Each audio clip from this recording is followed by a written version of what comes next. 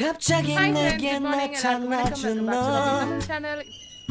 난 아무 말도 할 수가 없었지 첫눈에 반한다는 이야기가 널 보는 순간 이해가 됐어 매번 야야야야야 불러 널 야야야야 내 맘을 고백하려고 타이밍만 보는 나 그런 나를 Aima இன்னைக்கு chicken biryani வீட்ல ஒரு பொருள் வச்சு எப்படி செய்யணும்னு பாப்போம். உதவியாச்சுமா. அதை எடு அப்படின்னு சொன்னா டக்குனு எடுத்துக்கலாம். வீடியோவுக்கு கொடுத்தேன் நன்றி. என்னை அண்ணா என்று ஏற்றுக்கொண்ட அனைவருக்கும் நன்றி. இந்த ஆதரவு கிடைக்காது நீங்கள் நன்றி.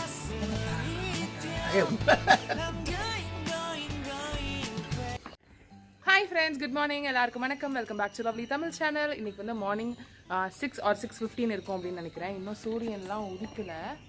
தெரியுதா தெரியலையான்னு தெரில. நான் அப்புறமா பின்னாடி திருப்பி காட்டுறேன். இன்றைக்கி வந்து ஹெவி டியூட்டி டே, நிறைய வேலை இருக்க போகுது. ஸோ அதனால் நான் காலையிலே குளிச்சு கிளம்பிட்டேன். மாமா இன்னும் தூங்குறாங்க. மணி இப்போ 6 தான் ஆகுது. நைட்டு இப்போலாம் கொஞ்சம் சீக்கிரம் தூங்கிடுறேன். அதனால் காலைல கொஞ்சம் சீக்கிரமே எழுந்திரிக்க முடியுது. காலையிலே நம்மளை கொஞ்சம் ரெஃப்ரெஷ் பண்ணிக்கலான்னு ஒரு க்ரீன் டீயோட மாடிக்கு வந்துட்டேன்.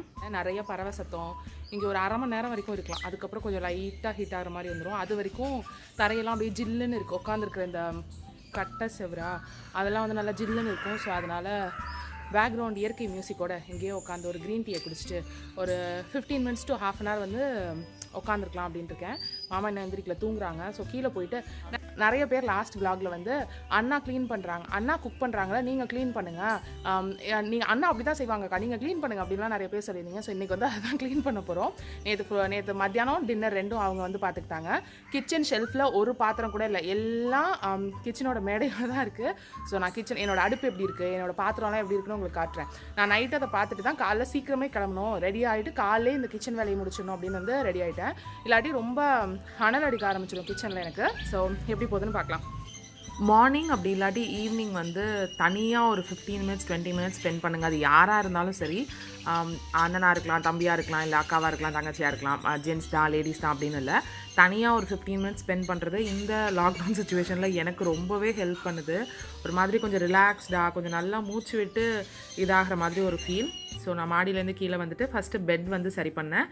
என்னோடய பெட் வந்து நான் மாற்றணும்னு உங்களுக்கு சொல்லிட்டு இருந்தேன்னு தெரியும். ஒரு மாதிரி குத்துற மாதிரி இருந்துச்சுன்னு. ஸோ பழைய கம்ஃபர்ட்டரை கீழே விரிச்சிட்டு புதுசாக இப்போ ஹோம் சென்டரில் வாங்கினதை நான் கம்ஃபர்ட்டராக வச்சுட்டேன். அதோட ட்ரெஸ்ஸிங் டேபிள் வந்து நைட்டு க்ளீன் பண்ணியிருந்தேன். ஸோ அதையும் வந்து உங்களுக்கு காட்டுறேன். நைட்டு இதை வந்து நல்லா க்ளீன் பண்ணி ரெடி பண்ணேன். அதுக்குள்ளே பாட்டி வந்து பால் எடுத்துகிட்டு வந்துட்டாங்க. ஸோ நான் வந்து கேமரா ஷூட் பண்ணவும் காலையில் எந்திரிச்சு அப்படியே இருக்கேன், ஏன்டி இப்படி பண்ணுற அப்படின்னு சொல்லிட்டு அந்த பக்கம் திரும்பிக்கிட்டாங்க. ஸோ கனி எப்படி இருக்காங்க அப்படின்னு சொல்லி மாமா கேட்டுட்டு இருந்தாங்க.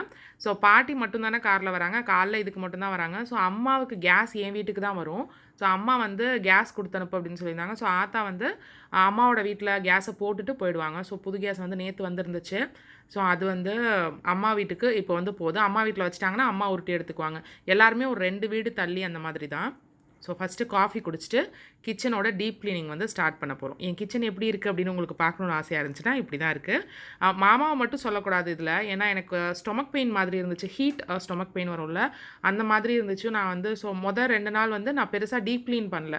ஸோ அதோடு சேர்த்து நேற்று அவங்க எல்லாம் கிச்சனில் சுத்தம் பண்ணவும் சமைக்கவும் ரொம்ப மோசமாகிடுச்சு. ஸோ இதை வந்து இப்போ சுத்தம் பண்ணோம் அப்படின்னு எனக்கு நினச்சி இப்போ வாய்ஸ் ஓவர் கொடுக்கையில் கூட அப்பா முடிச்சிட்டோம் அப்படிங்கிற மாதிரி இருக்குது. ஸோ இதை ஃபஸ்ட்டு பார்த்தப்போ இதை எப்படி பண்ணி இதை என்ன செஞ்சு அப்படிங்கிற மாதிரி இருந்துச்சு. ஸோ ஃபஸ்ட்டு நான் பெரிய பாத்திரம் ஃபஸ்ட்டு விளக்கிடலாம், விளக்கிட்டோம்னா அடுத்து ஒரு வேலை புரியும் அப்படிங்கிற மாதிரி எல்லா பாத்திரத்தையும் எடுத்து வச்சு விளக்கிட்டு இருந்தேன். வெளியில் வச்சு விளக்குறதில்ல, உள்ளே தான் ஃபினிஷ் பண்ணுறேன். ஸோ ஓரளவு பாத்திரம் எல்லாமே விளக்கிட்டு அதை இடத்துல வந்து இது பண்ண போகிறேன். எல்லாத்தையும் சுருட்டி மடித்து நான் வயிற்றில் சொருவிருக்கேன். ஸோ அதனால் அவ்வளோ பெருசாக தெரியுது.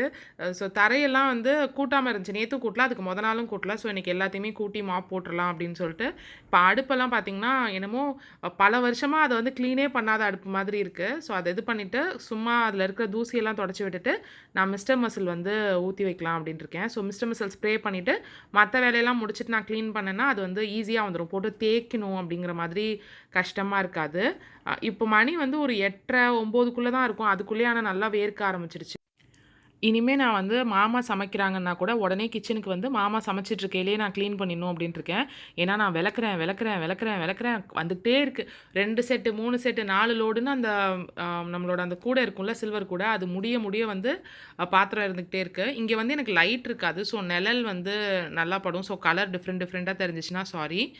ஸோ ஓரளவு எல்லாம் பாதி க்ளீன் பண்ணி வச்சுட்டு ஒரு ஆரஞ்சு ஜூஸ் போட்டு எடுத்துகிட்டு வந்து நம்ம ரூமில் உட்காந்தாச்சு. அப்பப்போ ரெஃப்ரெஷ் பண்ணிட்டு தான் நான் வேலை செய்வேன், அப்படியே ஒரே ஸ்ட்ரெச் செய்ய மாட்டேன். ஸோ இப்போ எல்லாம் முடிச்சாச்சு. இப்போ பார்க்குறப்ப அப்பா என் கிச்சன் மாதிரியே இருக்குது அப்படிங்கிற மாதிரி இருக்குது எனக்கு. ஸோ உங்களோட வேலையெல்லாம் எப்படி போகுது அப்படின்னு சொல்லுங்கள். நீங்கள் எப்படி டைம் மேனேஜ் பண்ணுறீங்க அப்படின்னு சொல்லுங்கள். இது வந்து கிளாஸ், அப்புறம் வந்து நம்மளோட கப் அண்ட் சாசஸ்லாம் இருக்கும்ல, அது ஃபுல்லாக கப்ஸ் ஃபுல்லாக இதில் இருக்குது. பேலன்ஸ் இதெல்லாம் வெங்காய கூட எல்லாத்தையுமே ஆர்கனைஸ் பண்ணி வச்சுட்டேன். ஷெல்ஃபில் வந்து ஃபஸ்ட்டு விளக்குனா அந்த 3 செட் பாத்திரத்தையும் ஷெல்ஃபில் வந்து அடுக்கி வச்சுட்டேன். ஸோ நீட்டாக நார்மலாக எப்பயும் என் கிச்சன் எப்படி இருக்குமோ அந்த மாதிரி என் கிச்சன் வந்து பழையபடி ஆகிடுச்சு. இப்போ மாமா வந்து பிரியாணி செய்ய போகிறாங்க, சிக்கன் பிரியாணி வந்து மாமா ரெசிபி செய்ய போகிறாங்க. ஸோ நானும் கூடவே இருந்து அப்பப்பே க்ளீன் பண்ணிடலாம் அப்படின்ட்டு இருக்கேன். அண்ட் உங்களுக்காக ஒரு கவிதை கூட எழுதியிருக்காங்க. ஆமா, இன்னைக்கு சிக்கன் பிரியாணி வீட்டில் உள்ள பொருளை வச்சு எப்படி செய்யறதுன்னு பார்ப்போம். ரொம்ப கம்மியான பொருள் தான் இருக்குது, அதை வச்சு தான் பண்ண போகிறேன். நிறைய பொருள் குறையுது, இருந்தாலும் சிம்பிளாக எப்படி செய்யறதுன்னு சொல்லி காட்டுறேன் பாருங்கள். இப்போ பார்த்தீங்கன்னா சமைக்கிறப்ப பிரிஞ்சியல் இல்லை, கல்பாசி பூ, அன்னாசி, கசகசா, எந்த பொருளுமே இன்றைக்கி இல்லை. இருந்தாலும் பரவாயில்ல, இருக்கிறத வச்சு செய்வோம் அப்படின்ட்டு செஞ்சிட்ருக்கேன்.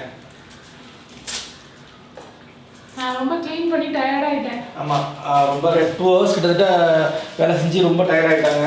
இப்போ தான் நான் வந்து அடுப்படிக்கு அவங்க எல்லாம் க்ளீன் பண்ணி வச்சுருந்தாங்க. அதனால் இப்போ நான் பண்ணிகிட்ருக்கேன். கத்தியெல்லாம் என் கடை கத்தி மாதிரி இல்லை, என் கத்தி வந்து பிளேடு மாதிரி இருக்கும். அப்படியே பொதுவாக மாமா குக் பண்ணாங்கன்னா நான் தான் எல்லாம் கட் பண்ணி கொடுப்பேன். ஆனால் இன்றைக்கி வந்து அவங்களே எல்லாத்தையுமே கட் பண்ணி அவங்களே செய்கிறேன் அப்படின்னு சொல்லிட்டு அவங்களே செஞ்சுட்டாங்க. ஸோ 2 நாளாக எனக்கு முடியல அப்படிங்கிறதுனால ரொம்ப கேர் பண்ணி அவங்க தான் பார்த்துட்டு இருந்தாங்க வீட்டில். ஸோ அவங்களுக்கு இந்த பாத்திரம் விளக்குறதுலாம் இன்னும் வரல. ஆனால் இன்றைக்கி சொல்லியிருக்காங்க, எனக்கு வந்து கற்றுக்கொடு, இன்னையிலேருந்து நானும் கற்றுக்குறேன், ஒரு ஆத்திர அவசரத்துக்கு கூட பண்ண முடியல பாரு அப்படின்னு சொல்லிட்டு இருந்தாங்க.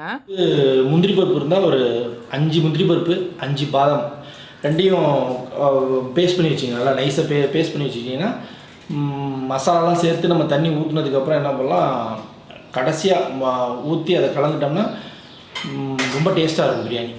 எனக்கு நான் நிறைய இடத்துல பிரியாணி சாப்பிட்ருக்கேன், நிறைய எனக்கு பிடிக்கும். மாமா செய்கிற டிஷ்ஷஸ் எல்லாமே எனக்கு பிடிக்கும். பட் ரொம்ப ஃபேவரெட்டில் மாமா செய்கிற மாதிரி நான் பரோட்டா, அந்த பன் பரோட்டா, அப்புறம் வந்து பிரியாணி நான் வேறு எங்கேயுமே சாப்பிட்டதில்லை. மேடம் இஞ்சி புட்டுலாம் அடிச்சு கொடுத்தாங்க. சும்மா ஒரு 25 கிராம் எண்ணெய் ஊற்றிங்க, நெய் ஒரு 25 கிராம், ரெண்டு சேர்த்து ஒரு 50 கிராம் வர மாதிரி பார்த்துங்க.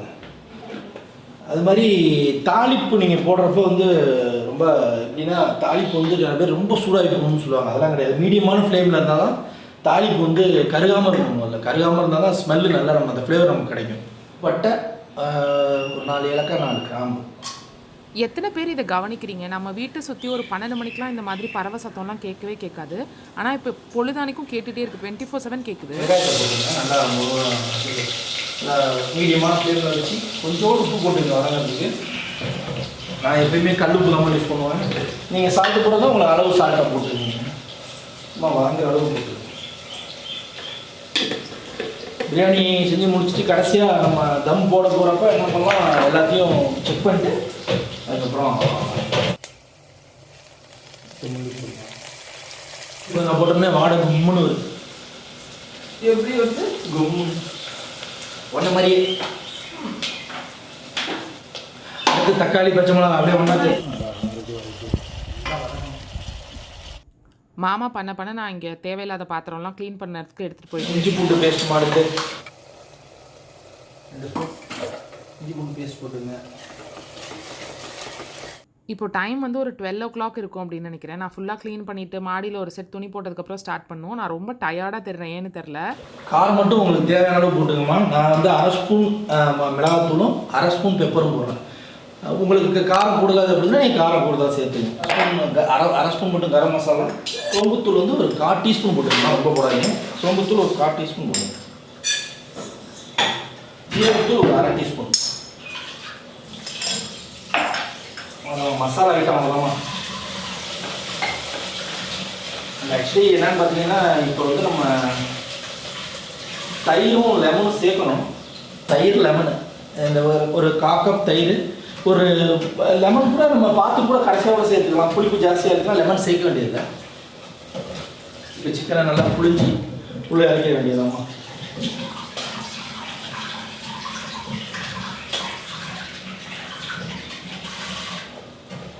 இறக்கிட்டு இந்த மசாலாலாம் சிக்கனில் நல்லா சேர்ற மாதிரி நல்லா வதக்கணும்.